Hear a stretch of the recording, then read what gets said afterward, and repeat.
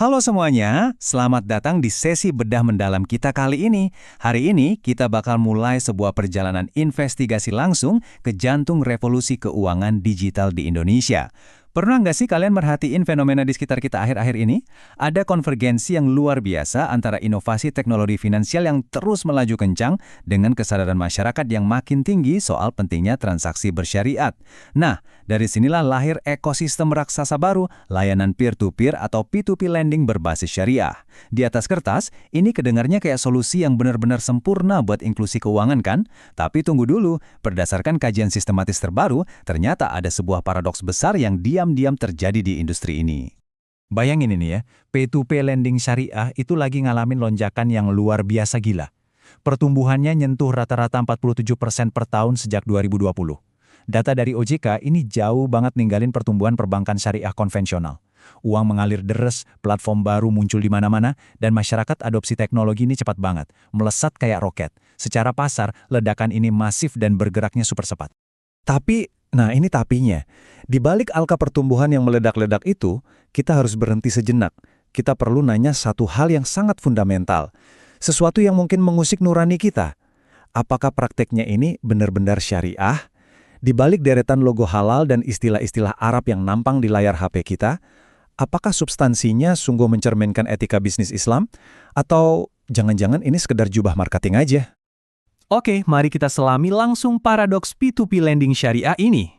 Kajian akademik ngebuktiin kalau ternyata ada jurang pemisah yang lebar banget antara label formal syariah dengan realita operasional di lapangan. Kita lagi berhadapan sama sebuah ilusi kepatuhan. Tekanan kompetisi pasar yang brutal kadang bikin penyelenggara nekat ambil jalan pintas. Peneliti nyebut fenomena krusial ini sebagai hial digital. Hial itu kasarnya penyiasatan hukum. Praktik ini kejadian waktu sebuah platform pakai istilah akad syariah yang kedengarannya indah banget. Padahal secara substansi dan struktur, mereka ya cuma pinjaman konvensional berbasis bunga yang lagi nyamar. Mereka pinjam bahasa fikih buat topeng, tanpa bawa roh keadilannya. Dan jujur aja, ini bukan cuma soal pelanggaran administratif, ini udah masuk ranah manipulasi etis. Lanjut ke bagian kedua, 4 pilar etika bisnis. Untuk ngebongkar praktek ini, kita nggak bisa cuma baca dokumen legalnya aja. Kita harus lakuin audit etika, pakai 4 pilar yang ditarik dari puluhan riset literatur. Ini tolak ukur mutlaknya, harga mati. Pertama, kepatuhan syariah, yang harus lebih dari sekedar stempel halal. Kedua, amanah. Di era digital, ini artinya transparansi dan keamanan data yang nggak bisa ditawar. Ketiga, adil, alias keadilan bagi resiko, bukan cuma satu pihak yang buntung. Dan keempat, maslahah. Artinya, platform harus mikirin kesejahteraan publik, bukan cuma sibuk ngeruk untung. Kalau satu aja pilar ini ambruk, ya ambruk juga seluruh klaim etika bisnisnya. Coba bayangin kepatuhan syariah itu kayak sebuah buku. Banyak yang mikir, oh platform ini udah punya sertifikat Dewan Pengawas Syariah, aman deh. Padahal, sertifikasi formal dan akad tertulis itu cuma sampul dan judul bukunya aja. Mekanisme operasionalnya, gimana denda dihitung, gimana margin dipatok, itu isi ceritanya. Dan keselarasan dengan tujuan agung syariat, itu baru pesan moralnya. Punya sampul yang tebal dan mengkilap nggak menjamin isi ceritanya bagus dan sesuai kan? Dan ketidaksesuaian cerita ini paling berasa di pilar adil atau keadilan. Secara teori, akad kayar musyarakah itu menjanjikan pembagian untung dan juga risiko. Itu esensinya, bareng-bareng. Tapi realitanya, struktur produk sering banget dirancang sedemikian rupa sampai resiko gagal bayar itu hampir 100% ditanggung sama si pemberi dana. Platformnya lepas tangan dan santai aja menguat biaya layanan. Ironisnya, demi nekan resiko ini, platform bikin sistem penilaian kredit yang super ketat, yang ujung-ujungnya malah ngingkirin masyarakat rentan. Padahal justru mereka ini yang secara moral paling butuh akses keuangan. Nah, yang benar-benar menarik buat kita bahas sekarang adalah titik kritis rantai nilai. Di mana sih persisnya kecurangan ini bermula? Kalau kita pakai pisau bedah rantai nilainya Michael Porter buat ngelihat fintech syariah ini, ada 3 titik kritis yang sering bocor. Pertama, di area operasi. Disinilah hial atau penyiasatan hukum tadi dieksekusi. Akad ditandatangani, tapi uang ngalir persis kayak pinjaman bank biasa. Kedua, di pemasaran. Platform tuh sering agresif banget jualan pakai embel-embel halal, tapi mereka nyembunyiin potensi resiko kerugian di tulisan yang kecil-kecil banget. Ini namanya goror, ketidakjelasan yang disengaja. Dan yang ketiga, di infrastruktur. Dewan Pengawas Syariah yang harusnya jadi wasit yang tegas, seringnya cuma dilibatin di akhir buat potong pita aja, tanpa pengawasan sistem yang beneran berjalan.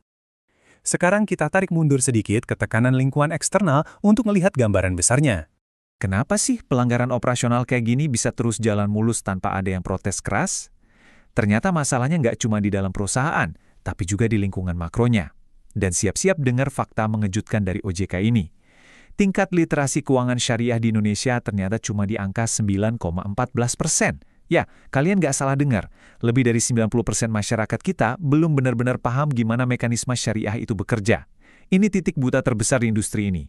Dampaknya fatal, karena pengguna jadi nggak bisa bedain mana platform yang beneran syariah dan mana yang cuma pakai hial.